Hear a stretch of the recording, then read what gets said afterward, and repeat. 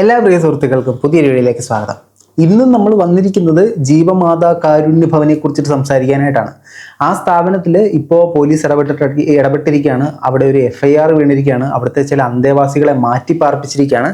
Daddy Girija തന്നെയാണ് ഇന്നും നമ്മുടെ പ്രധാന സംസാര വിഷയം. അതാണല്ലോ ഇപ്പോൾ സോഷ്യൽ മീഡിയയിലെ വൈറൽ താരം. അപ്പോൾ അതിനെക്കുറിച്ച് കുറച്ച് അപ്ഡേറ്റുകളും അവർ പറഞ്ഞിരുന്ന കുറച്ച് നുണക്കഥകളുമാണ് നമ്മൾ ഇതിനകത്ത് സംസാരിക്കാൻ പോകുന്നത്. കൂടുതലായി അടുപ്പിക്കുന്നില്ല, നേരെ വീഡിയോയിലേക്ക് പോകാം.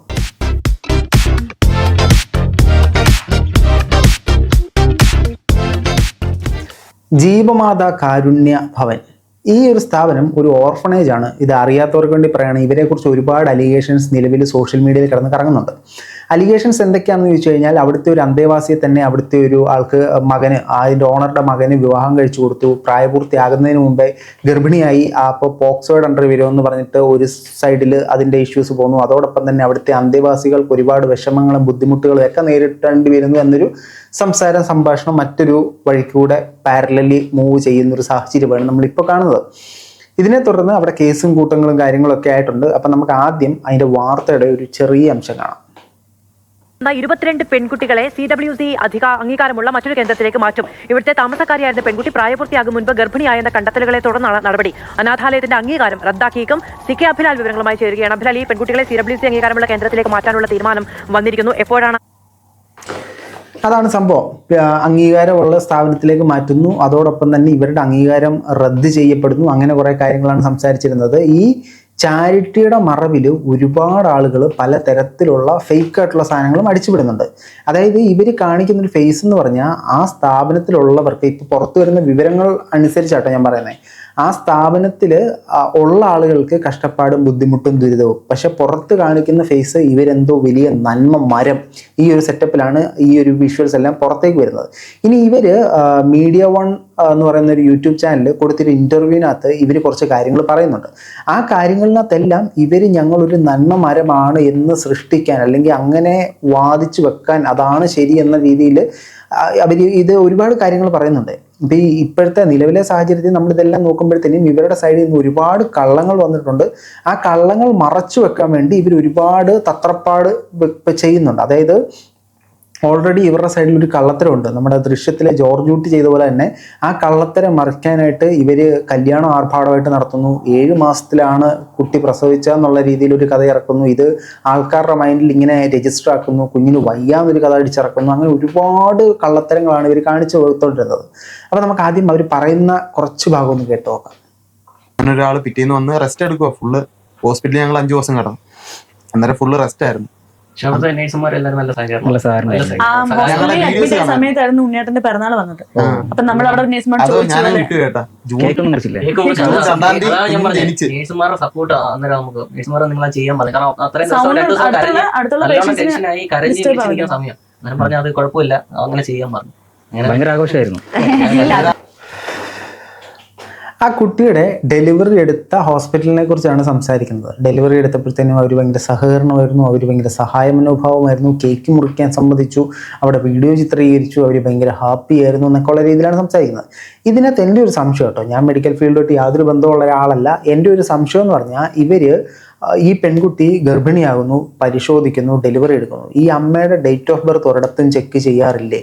അപ്പോൾ ഇത് 7 മാസത്തിലാണ് ഈ കുട്ടി പ്രസവിച്ചെന്ന് ഇവർ പറയുന്നു. അതോടൊപ്പം തന്നെ പൂർണ്ണ ഗർഭിണിയായിട്ടാണ് ഈ കുഞ്ഞ് പുറത്തേക്ക് വന്നതെന്നുള്ള രീതിയിൽ ഈ ഇവരെ ചികിത്സിച്ച ഡോക്ടറിൻ്റെ മൊഴിയുണ്ട്. ഈ മൊഴിയുടെ അടിസ്ഥാനത്തിലാണ് ഇപ്പോൾ ഈ പ്രശ്നങ്ങളെല്ലാം വയ്യവലികളെല്ലാം വന്നിരിക്കുന്നത്. അപ്പോൾ ഡോക്ടറിന് ഇതിനെക്കുറിച്ച് ആ ഒരു സമയത്ത് ധാരണ ഇല്ലയോ?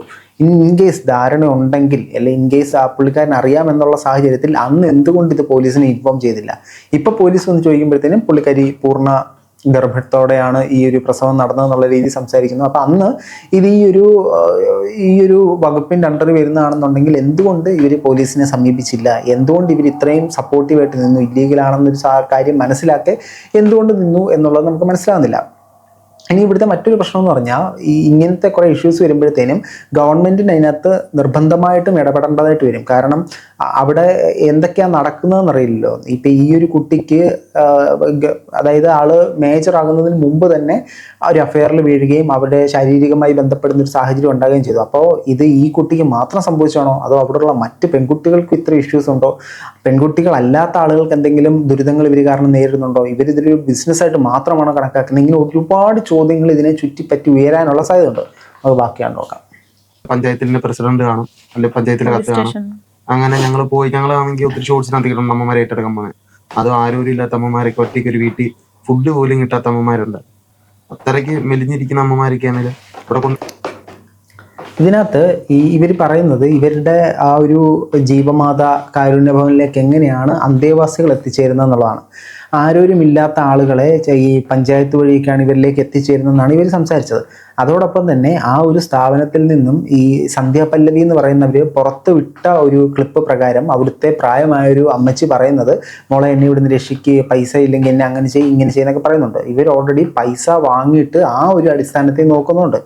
അതോടൊപ്പം തന്നെ ഇവർ ഒരുപാട് കാര്യങ്ങൾ പറയുന്നു, പ്രായമായ അമ്മച്ചി അങ്ങനെ ചെയ്യുന്നു ഇങ്ങനെ ചെയ്യുന്നു എന്നൊക്കെ. ഇതൊക്കെ ഇവർ ഇപ്പോൾ ഇങ്ങനൊരു സാഹചര്യത്തിൽ നമ്മളിത് നോക്കുമ്പോഴത്തേനും ഇവർ തന്നെ നന്മ മരം മദർ തെരേസ എന്നുള്ള രീതിയിൽ ചിത്രീകരിക്കാനായിട്ട് ശ്രമിച്ചിട്ടുണ്ടെന്നുള്ളത് തന്നെയാണ് നമുക്ക് മനസ്സിലാക്കാൻ സാധിക്കുന്നത്. അതോടൊപ്പം തന്നെ ഈ പഞ്ചായത്തിൽ നിന്നും അവിടുന്ന് ഇവിടുന്നൊക്കെയാണ് ഈ സ്ഥാപനത്തിലേക്ക് ആളുകൾ വന്നെത്തിച്ചേരുന്നത്. അതോടൊപ്പം തന്നെ രാഷ്ട്രീയമായിട്ട് ഇവർക്കുള്ള പിടിപാട് വളരെ വലുതാണെന്ന് നമുക്ക് കണ്ടെത്താൻ സാധിക്കുന്നുണ്ട്. ഇവരുടെ ഒരുപാട് പോസ്റ്റുകളൊക്കെ എടുത്ത് നോക്കിയാൽ തന്നെ അതിനകത്ത് ഇന്ന് നമ്മുടെ നിയമസഭയിലിരിക്കുന്ന വളരെ റെസ്പെക്ട്ഫുൾ ആയിട്ടുള്ള ഒരു വ്യക്തിയും ഈ പല പോസ്റ്റേഴ്സിലും നമുക്ക് കാണാൻ സാധിക്കുന്നുണ്ട്. പക്ഷെ അവരൊന്നും ഇതിനെക്കുറിച്ച് സംസാരിക്കുന്നില്ല. ഇനി അവർക്ക് ഇതിനകത്ത് കൈയുണ്ടോ എന്നറിയില്ല, അതോ മിണ്ടാതെ ഓടിയതാണോ എന്നറിയില്ല. വരുമ്പോൾ നമ്മൾ മെഡിസിൻ ആവശ്യമുള്ള അമ്മമാരാണെങ്കിൽ നമ്മുടെ മൗണ്ട് സിയോൺ മെഡിക്കൽ കോളേജ് പാലിയേറ്റീവിലോട്ടൊക്കെ ആക്കും. പിന്നെ അമ്മമാരല്ല ഈ പോലീസ് സ്റ്റേഷൻ, പഞ്ചായത്ത്, തെരുവിലൊക്കെ അലഞ്ഞു നടക്കുന്നത്. ഇവിടെ നിങ്ങൾക്ക് ഫുഡൊക്കെ സ്പോൺസർ ചെയ്യുമ്പോഴാണേലും ഈ ഗസ്റ്റുകളൊക്കെ ചോദിക്കും, അതായത് ബന്ധുക്കാരുള്ള ഇവിടെ ആണെങ്കിൽ ഒറ്റ അമ്മമാർക്ക് പോലും ആരോരും ഇല്ലാത്തവരല്ല. ഓക്കെ, ഇതാണ് ഇവർ പറയുന്ന മറ്റൊരു കാര്യം. ഇവിടുത്തെ ഒറ്റ അമ്മമാർക്ക് പോലും ആരോരും ഇല്ല എന്നുള്ള രീതി പറയുന്നു. അതോടൊപ്പം തന്നെ ഇതിനു മുമ്പ് വന്ന സന്ധ്യ പല്ലവിയുടെ മെസ്സേജിനകത്ത് ആ സ്ഥാപനത്തിലുള്ള ആളുകളുണ്ട്, അല്ലെങ്കിൽ അവർക്ക് രക്ഷകർത്താക്കളുണ്ട് എന്നുള്ള രീതി സംസാരിക്കുന്നു. ഇതിനൊരു പെർഫെക്റ്റ് എക്സാമ്പിളാണ് ലക്ഷ്മി എന്ന് പറയുന്ന കുട്ടി. ആ കുട്ടിയുടെ അച്ഛനെ വിളിച്ച് സംസാരിക്കുന്ന വോയിസ് ആണ് ഈ സന്ധ്യ പല്ലവി പുറത്തു വിട്ടത്. ഈ അച്ഛനെ വിളിച്ച് സംസാരിക്കുമ്പോൾ മകള് മരണപ്പെട്ടു, കാരണം പ്രോപ്പറായിട്ടുള്ള ന്യൂട്രീഷൻസ് കിട്ടിയില്ല, ശരീരത്തിൽ ജലത്തിൻ്റെ അംശം കുറവായിരുന്നു, അങ്ങനെ കുറേ കാര്യങ്ങളാണ് സംസാരിക്കുന്നത്. അപ്പോൾ ഇതെല്ലാം ഞങ്ങളെന്തോ ഭയങ്കര നന്മ മരങ്ങൾ, ഞങ്ങൾ ആ ഒരു രീതിയിൽ നമ്മൾ ഈ സിനിമയിലൊക്കെ കാണുമല്ലോ, തമിഴ് സിനിമയിലൊക്കെ കാണുമല്ലോ, കൽവിത്തന്തൈ, അതേപോലത്തെ ഒരു സെറ്റപ്പാണ് ഇവർ പബ്ലിക്കിന് മുമ്പിൽ കൊടുത്തൊരു ഇമേജ് എന്ന് പറയുന്നത്. ഞങ്ങളുടെ ലോകം ഇതാ, അതെ, ഞങ്ങളുടെ ഏറ്റവും വലിയ സന്തോഷം ഞങ്ങളുടെ അമ്പലമായാലും ഇവിടുന്ന് അങ്ങനെയല്ല. നമ്മൾ ഒരു ദിവസം ഇവിടുന്ന് മാറിയെന്ന് വെച്ചോ, എന്തിന്റെ ആവശ്യത്തിനായിട്ടായാലും നമ്മൾ ഒരു ദിവസം ഇവിടുന്ന് മാറിയാലും നൈറ്റിൽ ഭയങ്കര ടെൻഷനാണ്. അമ്മമാർക്ക് ഇനി എന്തെങ്കിലും വരുമോ, കുഞ്ഞുങ്ങള് ഒറ്റയ്ക്കേ ഉള്ളൂ, സ്റ്റാഫുകളുണ്ട്, എന്നാലും നമ്മൾ നിൽക്കുന്ന പോലൊരു ഇത് വരത്തില്ല. സ്റ്റാഫുകളുണ്ട് എന്നാലും നമ്മൾ നിൽക്കുന്ന പോലൊരു ഇത് വരത്തില്ല. കാരണം ഈ സ്റ്റാഫുകൾ വീണ്ടും എന്തെങ്കിലും ഇവരുടെ ബുദ്ധിമുട്ടുകൾ പുറം ലോകത്തെ അറിയിക്കുമോ എന്നുള്ളത് ഇവർക്കറിയില്ലല്ലോ. ഈ സ്റ്റാഫുകൾ എന്താണ് ചെയ്യുന്നതെന്ന് ഇവർക്കറിയില്ല. ഇവരുള്ളപ്പോൾ ഉള്ള ആ ഒരു കൺട്രോൾ കിട്ടാനുള്ള സാധ്യതയില്ല. അവിടുന്ന് ആരെങ്കിലും സത്യസന്ധമായിട്ടുള്ള സാധനം പുറത്ത് വിടുന്നു എന്ന് അറിയിക്കാനും കൂടി ആവാം ഈ ഒരു മനസ്സമാധാനക്കേട്. ഇവർ ഈ കാണിക്കുന്ന സ്നേഹവും പരിഗണനയും ഒന്നും അവിടെ ഉള്ള പലർക്കും കിട്ടിയിട്ടില്ല എന്നാണ് നിലവിലത്തെ സാഹചര്യം വരെ നമുക്ക് മനസ്സിലാവുന്നത്.